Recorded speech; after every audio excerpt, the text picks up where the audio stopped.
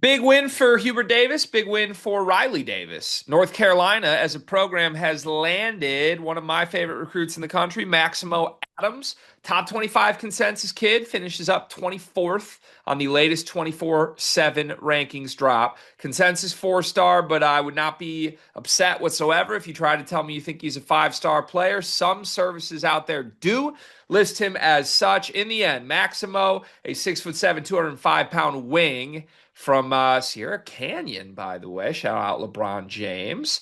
Has chosen North Carolina over Texas, Michigan State, and Kentucky. Riley, how excited are you about the addition of Maximo Adams? Yeah, give my guy his fifth star. Jamie Shaw, if you hear this, Jamie Shaw, if you're out there, bump my guy up. Come on, give him that blue blood bump. I just saw Bryson Howard jump from like a top 20 recruit to a top 5 recruit on 24/7 Sports when he committed to Duke. I need that same bump for my program. I'm excited for Maximo Adams. Can you remind the people again, just like two of those schools in particular? Can you tell people who he chose Hubert Davis and the Tar Heels over? Michigan State and Kentucky. Yes. Say that last one more time. Kentucky, he chose North Carolina over Kentucky. And who's their coach again? That'd be Mark Pope. And who does everybody seem to love and think he's just this master on and off the court? Well, since the Louisville game, I don't know how much love's been going around, but yeah.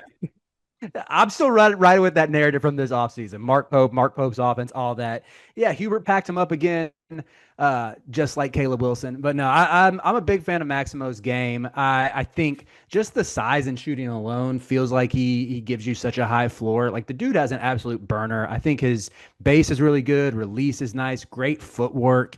Kind of has like I would even say a little bit of an old school like ISO like feel to him where he can post up smaller guards and I wouldn't say Carolina's had too many wings where they've sort of unleashed them in that manner in the Hubert Davis era. Like it's a little Harrison Ingramy maybe, just because a lot of times when Ingram wasn't knocking down pick and pop threes, he was dribbling into post ups on smaller guards.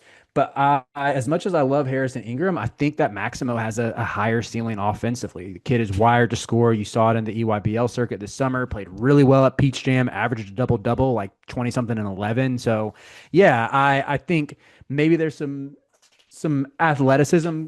Concerns might be too strong of a word, but it could take him a little while to get acclimated to college ball from an athleticism perspective, but feels like a high ceiling and high floor player that I'm really excited is in Carolina Blue. I don't have any concerns athletically. I think that might be fair to put on the profile, but I don't know how you could have too many athletic concerns with a kid that is this much of a dog. Like truly, he's just a dog. Watch the film. His motor's ridiculous. He gave a quote that I've been kind of laughing at for a couple weeks now when we've done videos on Maximo. We've done plenty of videos on Maximo, given what his final list was. But he gave a quote recently that was just like describing some of the schools recruiting him, and he went one by one and kept saying, "Well, they told me I can rebound the heck out of the ball there." And it's just like that's what your focus is. You want to go somewhere where you just get like 20 rebounds, okay? But it's kind of how he's wired. That's the interesting thing. And I'll hand up this because we cover so many players. Sometimes we make false assumptions. Maximo Adams' brother Marcus Adams had a complicated recruitment, to say the least. He kind of jumped around schools and never found a landing spot at the high major level, despite being a really high pedigree recruit. I think we may have sort of unfairly put some sort of judgment on that and not only judged Marcus, but taken it and applied it to Maximo. None of it's fair. Like, we probably shouldn't even be judging Marcus. We don't know what his situations have been. But Maximo, all there is that's on tape from him is this monster on the glass that, like, can guard multiple positions, can score from really anywhere. I think he can step out. He's still not, like, he's not going to be a guy you run your entire offense through, similar to a Caleb Williams. If he was, he'd be a top 10 player in the country because the defense, the rebounding, all the other intangible stuff is that level to me. It's going to come down to how good his offense blossoms. But, the interesting thing to me, like, I think North Carolina was always in this recruitment. It felt like no one could really get a great read on it, right? Mm-hmm. Michigan State felt good. I think Kentucky really made a serious push. Texas was sort of lurking, and North Carolina was there, and it was anyone's game. And then the season started, and then I think Maximo was watching some of these teams, and then I think you watch, no, all due respect to Michigan State, they've been good. Jackson Kohler's been dominating on the boards. You watch Kentucky. I hope he didn't watch Texas. There was no answer from these other three teams for what Caleb Wilson's been doing. Mhm. And I have to assume that truly helped you guys win this recruitment. Do you think that's fair?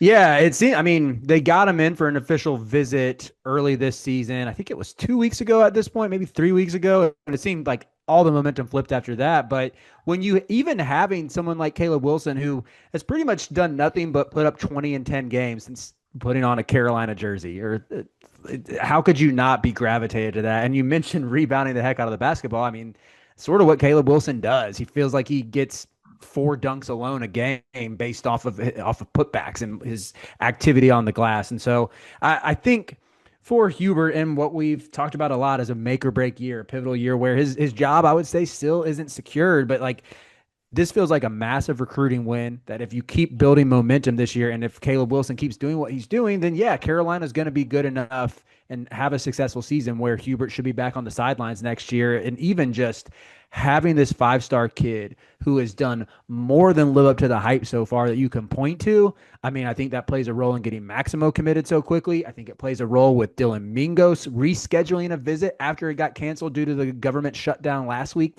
His flight got canceled. He was in Chapel Hill this past weekend. All of this, I think, helps just trying to build Carolina back to where it needs to be. And yeah, thank you, Caleb Wilson, for being an ambassador for this program. Thank you, Maximo, for looking to carry the torch next.